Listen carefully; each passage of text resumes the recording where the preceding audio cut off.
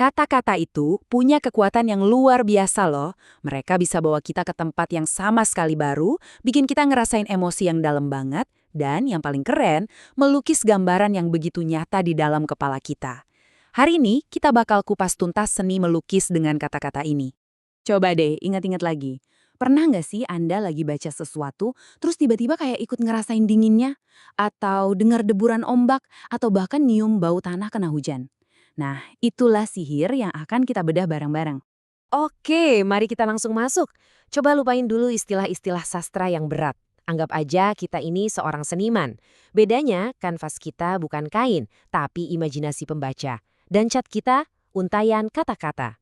Coba rasain sebentar deh, waktu baca dinginnya embun pagi, itu bukan cuma dibaca kan, tapi kayak ada sejuknya di kulit. Terus lengking burung, itu kedengeran jelas banget di telinga. Jadi Anda tuh bukan sekedar membaca, Anda sedang mengalami sebuah momen. Nah, ini dia inti dari pembahasan kita. Nah, teknik yang barusan bikin kita berimajinasi itu ada namanya. Yuk kita lihat definisinya biar lebih jelas. Ini adalah fondasi utama bagi seorang penyair buat menciptakan sebuah dunia baru cuma dari kata-kata. Jadi kuncinya di sini. Tujuannya itu bukan cuma cerita, tapi bikin pembaca jadi ikut serta. Mereka harus ngerasa seolah-olah lagi ada di sana, mengalami semuanya langsung lewat panca indera mereka. Itu bedanya. Dan kanvasnya? Wah, luas banget. Hampir semua hal bisa jadi subjek. Mulai dari pemandangan alam yang megah, sudut ruangan yang sepi, potret seseorang, sampai perasaan yang abstrak kayak rindu atau bahagia. Semuanya bisa dibikin hidup pakai kata-kata. Oke, sekarang bagian paling serunya. Gimana sih cara penyair melakukannya? Anggap aja mereka punya semacam kotak perkakas khusus. Nah, kita akan bongkar isi kotak itu satu persatu. Kita bakal pakai puisi ibu di desa kecil itu sebagai bahan bedah kita. Alat pertama dan yang paling dasar itu fokus. Puisi deskripsi yang bagus itu selalu punya satu subjek utama yang jelas.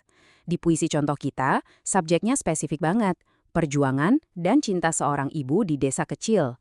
Ini ngebantu pembaca buat memusatkan imajinasi mereka ke satu titik. Nah, ini dia, alat utama buat melukis. Citraan atau imaji itu adalah penggunaan kata-kata yang emang dirancang khusus buat merangsang panca indera kita. Jadi ini bukan cuma soal apa yang kita lihat, tapi juga apa yang kita dengar, kita sentuh, kita cium, dan kita rasakan. Jadi ada citraan buat tiap indera. Penglihatan, pendengaran, perabaan, bahkan penciuman dan perasaan.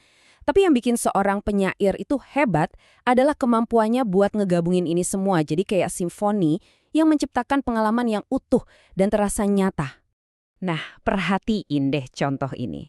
Pas Anda baca dingin embun, apa Anda cuma ngerti artinya doang? Enggak kan? Anda hampir bisa ngerasain sejuk sama basahnya di kulit. Itulah kekuatan dari citraan perabaan. Keren ya? Dan langsung nyambung ke contoh berikutnya, citraan pendengaran. Kata lengking itu jauh lebih kuat daripada sekedar kicau atau suara.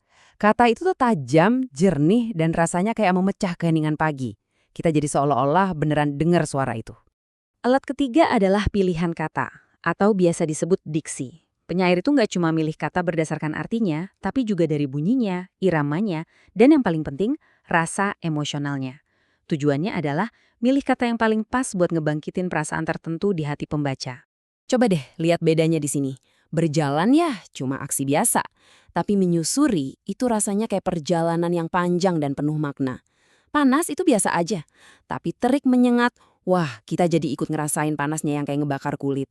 Itulah kekuatan diksi puitis dalam menciptakan suasana. Alat terakhir di kotak perkakas kita adalah majas atau gaya bahasa. Ini cara penyair buat ngomongin sesuatu secara gak langsung. Tujuannya buat nambahin lapisan makna dan keindahan yang lebih dalam lagi di puisinya. Semacam spesial efeknya gitu deh. Yuk kita lihat dua contoh yang paling sering dipakai. Personifikasi, kayak subuh membuka mata, itu bikin alam jadi terasa hidup dan punya kemauan sendiri. Sementara metafora, kayak menanam harap, itu mengambil ide abstrak, harapan, dan mengubahnya jadi sesuatu yang nyata, yang bisa dikerjakan. Keduanya bikin imajinasi kita jadi lebih kaya. Oke, kita udah bongkar semua alat-alatnya. Tapi kan, Punya alat aja nggak cukup. Gimana cara seorang penyair ngerakit semua itu jadi sebuah karya yang utuh dan punya arti? Nah, mereka pakai struktur, semacam cetak biru atau blueprint. Puisi ibu di desa kecil itu ngikutin struktur 3 bagian yang rapih banget. Pembukaannya ngenalin suasana pas fajar.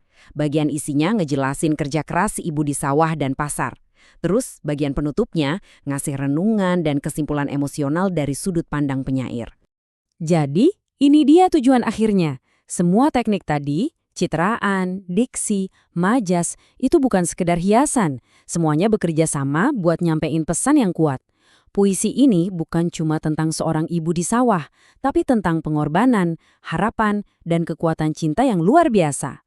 Nah, setelah kita bongkar semua rahasianya, sekarang kekuatan itu ada di tangan Anda.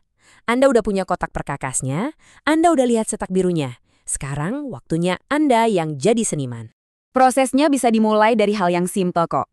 Coba deh, pilih sesuatu yang berkesan buat Anda. Amati pakai kelima indera. Kumpulin kata-kata yang menurut Anda indah. Coba pakai 1 atau 2 majas. Terus tuangin aja semuanya ke tulisan. Jangan takut buat mencoba ya.